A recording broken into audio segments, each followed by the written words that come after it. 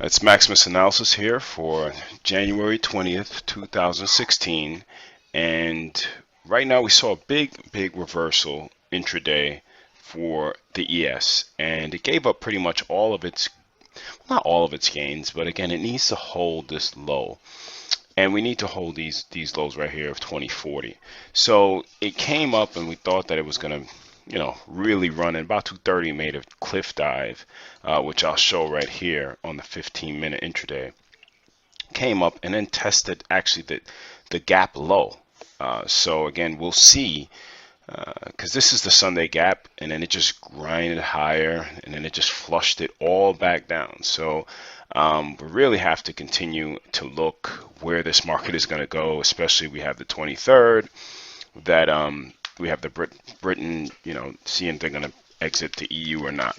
Now, just to start the video, I just want to let you guys know that you need to double check if you are trading any intraday products on the futures or forex markets, what the margin requirements are going to be on that day. They might not post it on their website, but I would suggest that you call them to see what the margin requirements are going to be, because some of them already, and I know Ninja Trader has already tripled their margin requirements on that day. Again, they might scale them back depending on if nothing happens, but they've already put that stuff in place. So I just kind of wanted to give you that heads up. So we'll continue to watch these. So let's look at this weekly on the ES. You can see that they got right back below this, gave a little bit of false breakout. Now they got right back below this downtrend line. Now that doesn't mean that they continue to the downside, but we will always continue to look at our bear market trend line that we've been talking about since basically February. And if it closes below that, we will say that we are finally into a bear market. And I'm not going to say if it's going to crash or not, but we'll continue to look at it from there. NQ, same deal, but still had the lower highs and now breaking a little bit out of this channel, this pendant that we've had going on here for a while, just a tight squeeze of volatility. So we'll look to see, again, they're retesting this 43.8950 and 43.83, which is again that gap low overnight. They came right back to it, and we thought it was going to be all good, and then it just came right back to the gap. So this is Sunday gap up. They opened around 6 o'clock, and then they came and got all of it back within about 2 hours into the close. So we are continuing to watch that. YM, same thing with a huge, again, shooting star pattern. Let me see if you have any here. I don't really see any out, but this is a shooting star Japanese candle. So again, you don't want the bottom to break, because again, this candle is not valid unless they break the low. And quite honestly, I would like them to get more into about this 17,575 area before they, before you say it's valid. Because if you just see this candlestick, guess what? If they break above that, there'll be a bunch of people going short, and the stops will get ran up as well. So, but we're looking to see, hopefully, that this doesn't become a pivot or a false, little 1-2 day move off of this, because a lot of people are going long off this hammer pattern at this previous support level. So we got to continue to watch that here, and we see that CL is still going up. But again, we want to see what the volume looks like going into the $50 range, and if they got one more day up, what does it look like if they're going to continue to go down. So we'll continue to watch that. Again, they had a nice bullish engulfing pattern right here, and again, they're continuing to be look up, but I just want to see how they react over the next couple of days in regards to CL longs. So the thing that I wanted to look at is, again, the overall market looked quote unquote good. I think it ended up closing up about 130 points on the Dow. So a lot of people would have, again, people that don't trade or watch the markets like we do, would say, oh, it's just a good day. It's up, the Dow's up 100 points. When I start digging, a little bit behind the scenes of things, I'm like, you know what? There's not really much, if you look at certain names, like you look at Amazon, right?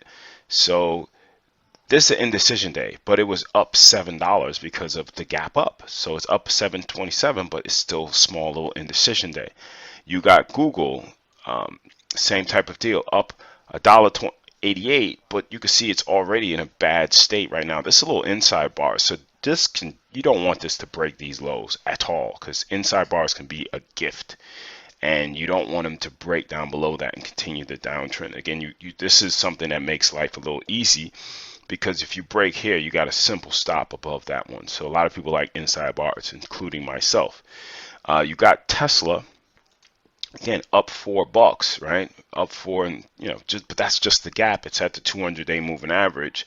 So it seems on paper to be a lot bigger move than what was actually done. And if you look at the intraday movement, like we did for the shh, I'm still making the video, Papa. Okay. All right, give me a little bit of time, okay? That's my son. Shh. So again, you can see that they gave all of it back, but it seems like, all right, Tesla's up about $4. So again, it looks a lot better than what it is. And then you also look at a name like, Baidu. So Baidu to me has a pretty nice setup on the daily. If you look at it, just really coming up, and it give a lower high. And again, these things get validated if they get a break below, and then of course they could come test these recent lows right here.